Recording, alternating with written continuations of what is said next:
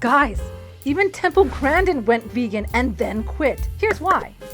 I'm Jules, an autistic functional nutritionist who enjoys sharing scientific info that may help with a better quality of life for autistic people. Temple Grandin, who was nonverbal up until the age of 4, has opened the eyes of neurotypical parents all around the world to understand their autistic children and how us autistic people tend to perceive our surroundings.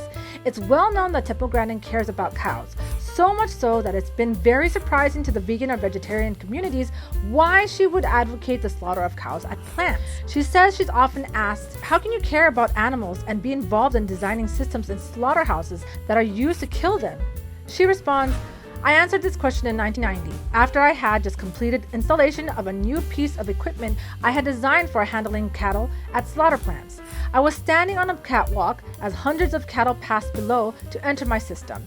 In a moment of insight, I thought none of the cattle going into my system would have existed unless people had bred and raised them. What are your thoughts on this topic? Comment below. Temple Grandin said that she played around with vegetarianism back in the 70s and tried veganism. She had to say, I have to eat meat.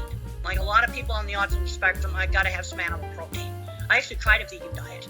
I cannot function on it. I get all lightheaded. Let me just insert a juicy tidbit of what the Impossible Burger's CEO had confidently stated. I would say at this point that Impossible Foods has sort of cracked the code for meat. And in 20 years, we're going to look back and basically say, wow, remember back in the day when we used to use animals to make meat? Because people wonder how big the plant-based meat industry is going to be. It will be the meat industry in 20 years. Temple responded to this announcement. The Impossible Burger is a GMO. The heme that makes it red. The natural soybean doesn't make enough of it. GMO is GMO. No matter how you spin things, Mr. CEO of Impossible Burger. I hope you found this interesting, and I'll see you in the next one.